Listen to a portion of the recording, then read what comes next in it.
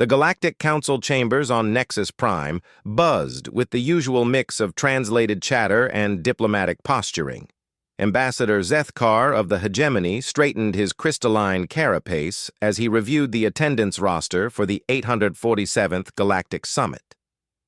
Representatives from over 200 species filled the massive amphitheater, their various breathing apparatus and environmental suits creating a rainbow of colors across the tiered seating. "Still no response from the humans?" asked Ambassador Veltara, her tentacles curling with what passed for amusement among her species. Zethkar's compound eyes flickered across his data pad. "Nothing. Same as the last 43 summits. They acknowledge receipt of the invitation, then simply don't attend." The Nexari delegate nearby let out a sound that might have been laughter. "Can you blame them? We've made it quite clear where they stand in the galactic hierarchy." It was true. When humanity had first made contact with the galactic community 50 years ago, they had been classified as a Class C civilization. Barely spacefaring, no remarkable technology, and possessing what the Galactic Assessment Board had termed concerning aggressive tendencies. The humans had been granted observer status at best, invited to attend summits but not permitted to vote on any matters of galactic importance. The first few summits, human representatives had actually shown up. Ambassador Sarah Chen had sat quietly in the observer section, taking notes and asking the occasional polite question during the brief periods allocated for primitive species input. But as the years passed and humanity's requests for upgraded status were repeatedly denied, their attendance became sporadic. Eventually, they stopped coming altogether. "Perhaps it's for the best," mused the Ethereal Council's representative, its gaseous form shifting colors with each word. "Their military expansion in their local systems has been troubling." Zethkar nodded. The reports from the Outer Rim had been consistent. Humans were building shipyards, defense stations, entire military complexes appearing seemingly overnight in systems that had been empty wilderness just decades before. When questioned about this expansion, human diplomatic channels had provided only vague responses about defensive preparations and securing trade routes. Defensive against what? The Nexari delegate had asked during one particularly tense diplomatic exchange. The human ambassador had simply smiled and said, "You'd be surprised what's out there in the dark between stars." The comment had been dismissed as typical human paranoia. After all, the galaxy had been at peace for over 3 centuries, maintained by the careful balance of power between the major civilizations and the watchful eye of the Galactic Council. What could possibly threaten such a well-ordered system? As the current summit commenced with the traditional ceremony of unified purpose, Zethkar couldn't shake a growing sense of unease. The human expansion had accelerated dramatically in recent years. Intelligence reports suggested they had developed some form of faster-than-light communication that didn't rely on the established galactic networks. Their ships, while crude by galactic standards, were appearing in increasing numbers. "Today we address the concerning militarization of Sector 7739, announced Council Premier Tholnex, his voice carrying easily through the chamber's translation systems. "The human species continues to violate established protocols for military expansion despite repeated warnings." A murmur of agreement rippled through the assembled delegates. The hegemony had been particularly vocal about humanity's reckless military buildup, viewing it as a potential threat to the carefully maintained balance of galactic power. Several minor species had expressed concern that human aggression might spill over into their territories. "I propose we implement economic sanctions," suggested the Corvani representative, her scaled features betraying obvious distaste. "Cut off their access to rare Earth elements from Council-controlled mining worlds. Force them to comply with civilized standards." "Seconded," came voices from across the chamber. Zethkar found himself studying the empty observer section, where human representatives had once sat. Something about their absence felt different this time. Not the sullen withdrawal of a species nursing wounded pride, but something more deliberate, more ominous. "Perhaps," he said, his voice cutting through the debate, "we should consider why they're building such defenses. In my experience, species don't militarize on this scale without reason."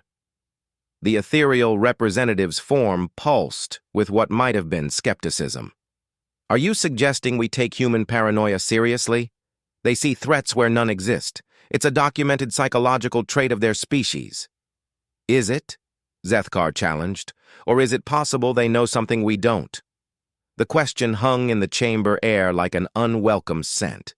For a moment, even the constant background hum of translation devices seemed to quiet. Premier Tholnex's antennae twitched with irritation. "Ambassador Zethkar, your concerns are noted but irrelevant. We are here to address human violations of galactic military accords, not indulge in speculation about imaginary threats." The debate continued for hours, following predictable patterns. Sanctions were proposed, modified, and ultimately approved by a significant majority. Humanity would be cut off from critical trade relationships and excluded from several cooperative scientific ventures. A formal censure would be delivered through diplomatic channels, demanding immediate compliance with galactic military limitations. As the session concluded and delegates began filing out of the chamber, Zethkar lingered. He pulled up the latest intelligence reports on his secure datapad, studying the patterns of human expansion with growing concern. Their military buildup wasn't random or aggressive in the traditional sense. It was methodical, strategic, and focused on specific sectors of space. Sectors that, according to his own analysis, formed a defensive perimeter around something vast and dark in the deep void between spiral arms. "Still worried about human paranoia?" Veltara approached, her tentacles weaving complex patterns that indicated mild curiosity mixed with professional courtesy. "Actually, yes," Zethkar replied, not looking up from his data. "But not in the way you think. I'm beginning to suspect they're not paranoid enough." 3 days later, as the Galactic Council's censure was being transmitted to Earth through standard diplomatic channels, long-range sensors in the Outer Rim began detecting something unprecedented. Massive gravitational anomalies were appearing at the very edge of mapped space, moving in coordinated patterns that suggested intelligence and purpose. The first reports were dismissed as instrument errors or natural phenomena. Space was vast, after all, and filled with all manner of cosmic oddities that could confuse sensors. But as more detection stations reported similar readings, and as the anomalies began moving in clearly artificial formations, a chill of realization began to spread through the galactic intelligence community. Something was coming. Something vast, numerous, and utterly unknown to galactic civilization. And as panic began to spread through the council chambers on Nexus Prime, one uncomfortable truth became impossible to ignore. Humanity's military expansion hadn't been random aggression or paranoid overreaction. It had been preparation. They had known this was coming. The question that now haunted every galactic leader was simple and terrifying. How long had humanity been watching the void? And what exactly had they seen approaching in the darkness between stars? As emergency sessions were called and defensive fleets scrambled to intercept the unknown threat, one fact became painfully clear to the galactic community. They had spent decades dismissing human concerns, ignoring human warnings, and treating humanity as a primitive species unworthy of serious consideration.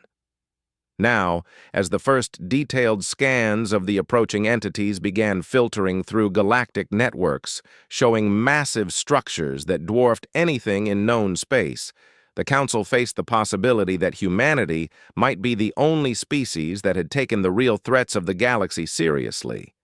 And they had been preparing for war, while everyone else had been playing politics. The emergency klaxons echoing through Nexus Prime's council chambers had been wailing for 6 hours straight. Ambassador Zethkar stood before the massive tactical display that now dominated the center of the amphitheater, watching in growing horror as sensor data updated in real time. The approaching entities weren't ships in any conventional sense. They were mobile space habitats, each one the size of a small moon, moving in perfect formation through the void. Preliminary count suggests over 800 individual structures, reported the Nexari tactical analyst, her usual composed demeanor cracking under the weight of the impossible data.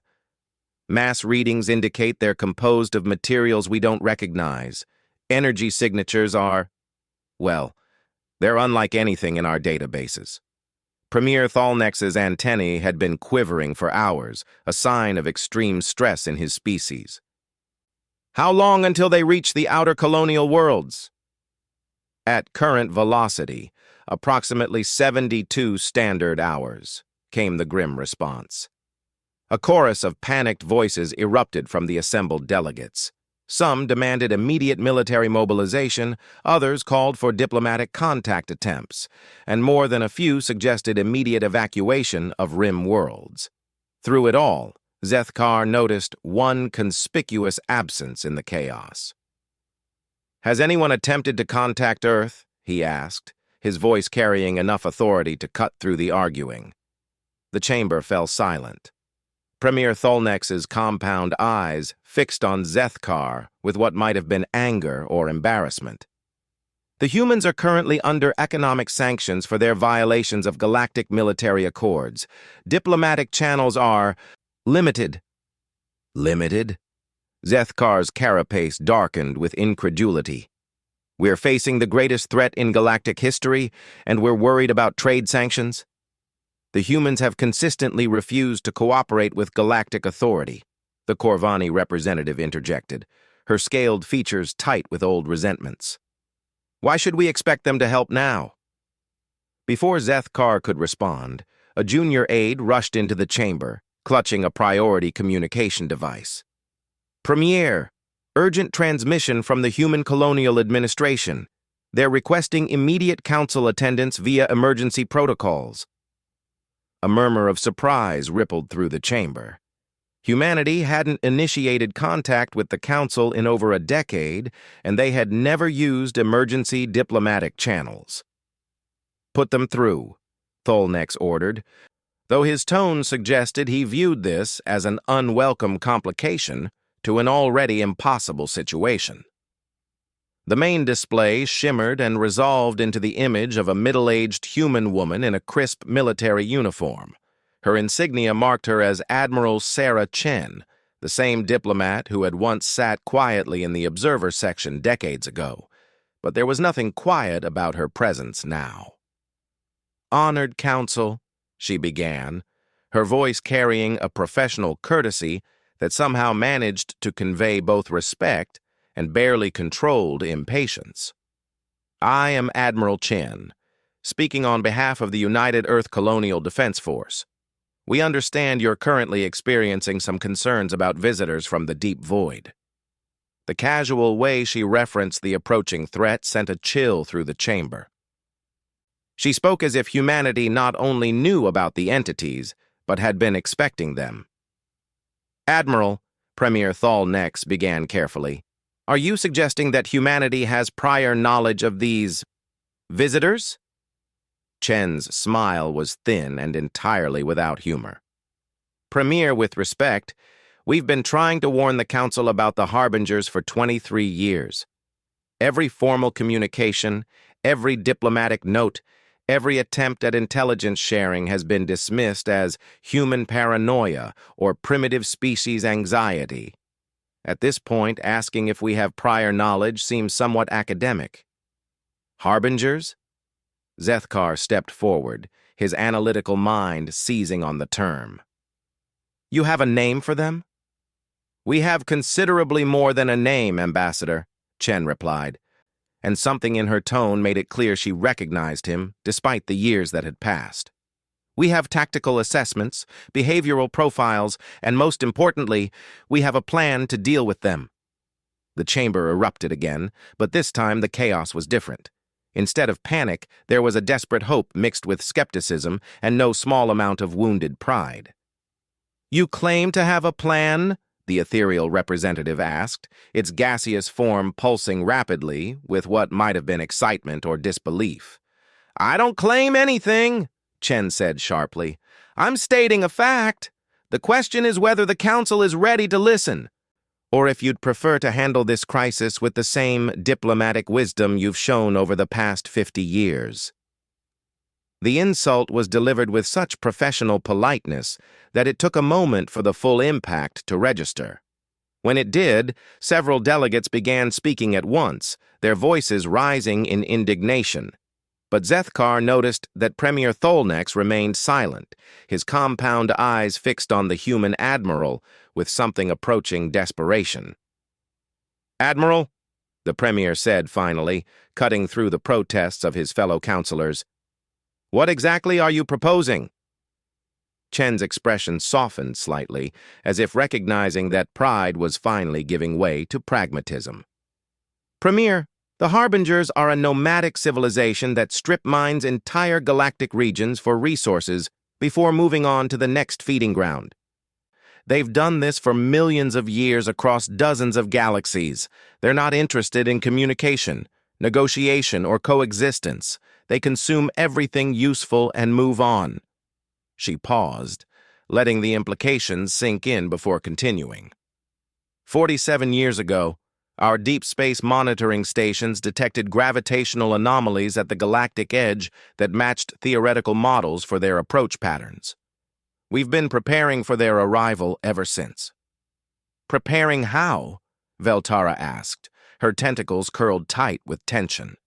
"By building the largest military fleet in galactic history," Chen replied matter-of-factly. "By developing weapons systems specifically designed to combat their technology. By creating defensive networks that can protect entire star systems. And by training for the kind of warfare that no galactic species has fought in over 3 centuries. The chamber fell silent again, but this time the quiet was heavy with realization rather than shock. Everything humanity had been doing, everything the Council had condemned as militaristic paranoia, had been preparation for this moment. "What do you need from us?" Zethkar asked, cutting straight to the heart of the matter. Chen looked at him with something approaching approval. "Frankly, Ambassador, the optimal time for galactic cooperation was about 2 decades ago. We've been building our defenses assuming we'd face the Harbingers alone. But if the Council is genuinely ready to coordinate a unified response, we can discuss integration of galactic fleets into our defensive strategy." "Your defensive strategy?" the Corvani representative protested. "Who appointed humans to lead galactic defense?" "Reality did," Chen replied without hesitation. "We're the only species that took this threat seriously enough to prepare for it. Our fleets are positioned, our weapons are tested, and our commanders have been training for this specific scenario for decades. You can work with us, or you can handle the Harbingers on your own. But please understand that the window for debate closed about 6 hours ago when they entered detection range." Premier Tholnex exchanged glances with several of the senior counselors. The pride that had dominated galactic politics for centuries was warring with the practical reality of imminent extinction. It was a battle that pragmatism was slowly winning. "What would integration look like?" he asked carefully. "Complete tactical command structure under human authority," Chen replied without softening the blow. "Your fleets move when we say move, fight where we tell them to fight, and follow orders without debate or committee review. In exchange, we share our intelligence on Harbinger capabilities, our weapons technology, and our defensive strategies." The terms were harsh, essentially placing the entire galactic military under human command. For a species that had been excluded from meaningful participation in galactic affairs for 50 years, it was a stunning reversal of fortune. "The Council will need time to deliberate," Tholnex began, but Chen was already shaking her head. Premier, the Harbingers will be within striking distance of the outer colonies in 68 hours. Your fleets need at least 40 hours to reach defensive positions, and that's assuming they start moving immediately. The time for deliberation was 23 years ago when we first sent you our threat assessments. She leaned forward, her expression becoming deadly serious. I'm going to be very clear about something. Humanity will fight the Harbingers with or without galactic support.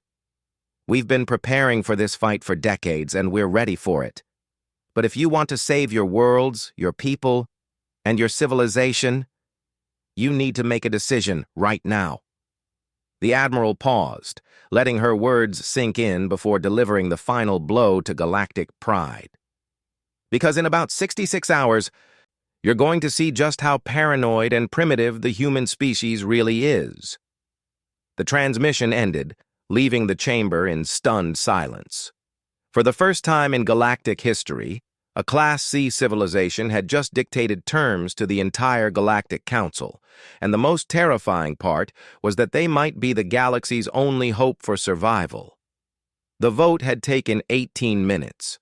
After 50 years of bureaucratic deadlock and endless committee reviews, the Galactic Council had unanimously agreed to place their entire military under human command in less time than it usually took them to approve lunch menus. Ambassador Zethkar stood on the observation deck of the Hegemony flagship Crystal Fortress, watching human vessels emerge from hyperspace with a precision that bordered on supernatural. For 3 days, the galaxy's most powerful fleets had been frantically repositioning themselves according to human tactical directives, and the scope of what they were witnessing was beginning to dawn on even the most skeptical counselors. Fleet Admiral Chen wasn't exaggerating about the scale of their preparations, commented Admiral Veltara, her tentacles pressed against the viewport as another wave of human vessels materialized in perfect formation. How many ships do they have? Current count is approaching 2,000, replied the Crystal Fortress's tactical officer, his voice tinged with disbelief. And they're still arriving. Zethkar studied the human fleet through his enhanced optical sensors, trying to process what he was seeing. These weren't the crude, utilitarian vessels that galactic intelligence had been tracking for decades. The ships before them were sleek predators, their hull configurations suggesting capabilities that shouldn't have been possible with human technology levels. "Admiral," came a transmission from the human command vessel, a massive dreadnought that dwarfed everything else in the combined fleet. "Please maintain current position and prepare to receive tactical briefing." The main display in the Crystal Fortress's command center flickered to life, revealing Admiral Chen standing before a three-dimensional tactical map of staggering complexity. The representation showed not just the immediate battle space, but defensive positions extending across multiple star systems in a coordinated network that must have taken decades to plan. "Attention all fleet commanders," Chen began, her voice carrying easily through the translation networks to every ship in the combined Armada. "Harbinger forces have begun their final approach.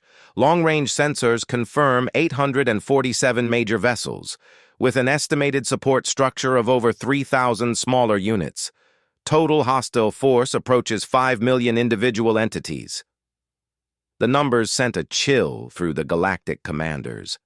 Even with their combined fleets, they were outnumbered 10-1 by an enemy whose capabilities remained largely unknown.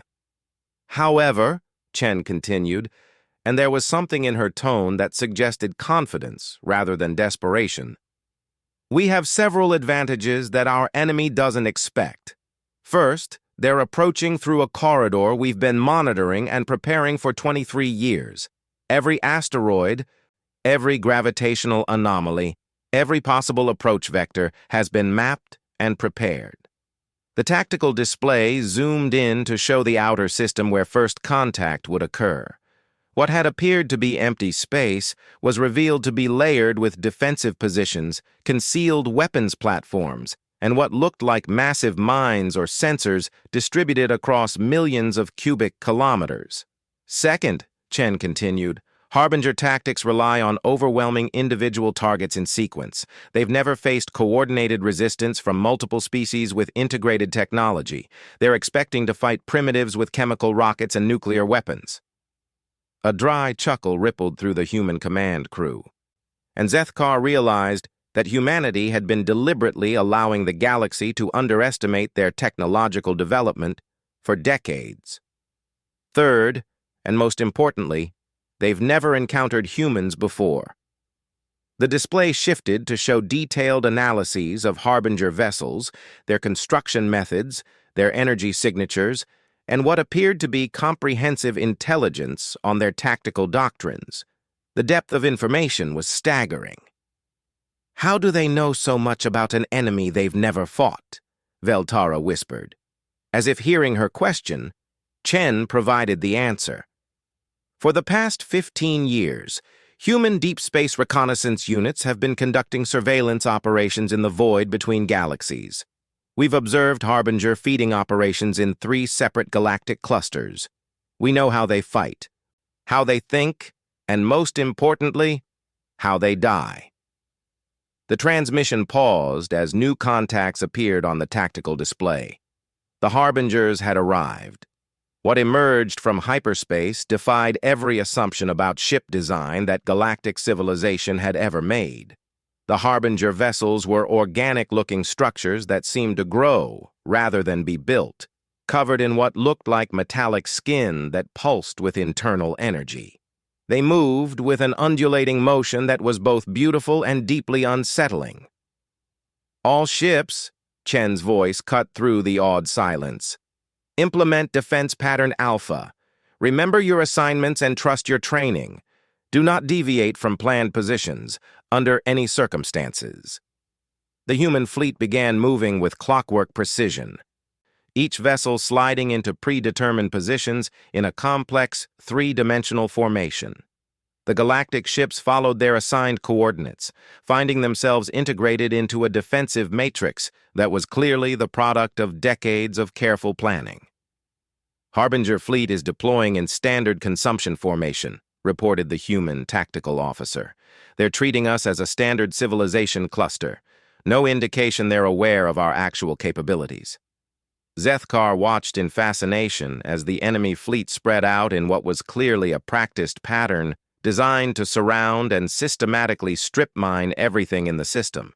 It was efficient, methodical, and utterly ruthless. It was also exactly what the humans had been expecting. "All stations, prepare to reveal defensive positions on my mark," Chen ordered. "Remember, we get one chance to surprise them. Make it count." The Harbinger fleet continued its approach, individual vessels beginning to charge what looked like massive energy collectors. Whatever they were planning to do to the system, it was about to begin.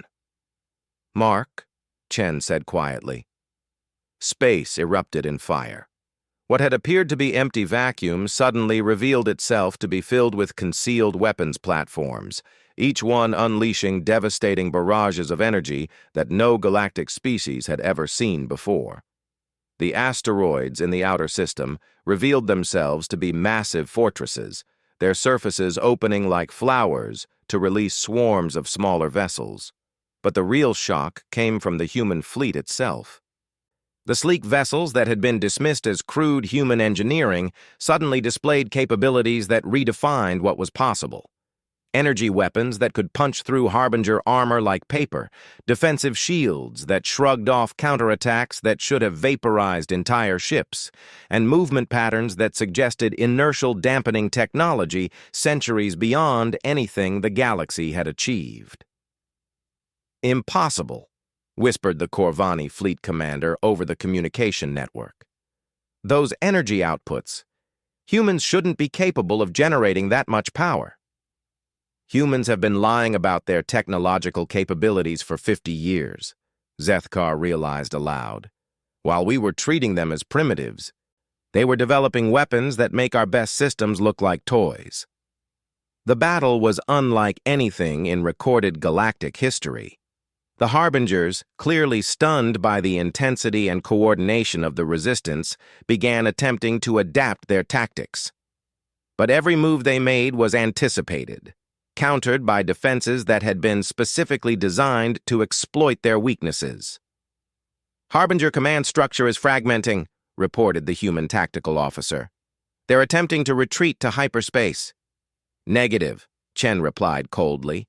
"Implement containment protocols. Nothing escapes." What happened next would be remembered as the moment that galactic civilization truly understood what humanity was capable of.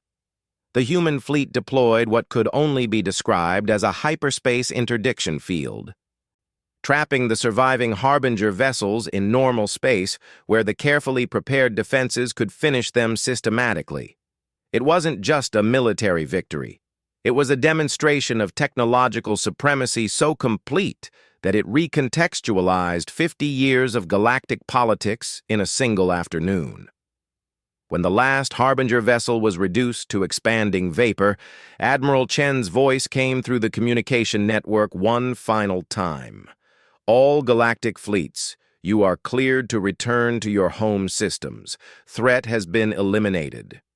There was a pause before she continued, and when she spoke again, there was something in her tone that might have been weary amusement. "The next Galactic Summit is scheduled for 3 months from now. The human delegation looks forward to attending and discussing our upgraded status within the galactic community." As the human fleet began withdrawing as efficiently as it had arrived, Zethkar realized that more than the Harbinger threat had been eliminated today. The old galactic order, with its rigid hierarchies and dismissive attitudes toward primitive species, had died along with the enemy fleet. Humanity hadn't just saved the galaxy. They had completely rewritten the rules of galactic civilization, and they had done it with the same quiet competence they had shown during all those years of being ignored in the observer section of the council chambers. The next summit was going to be very different indeed.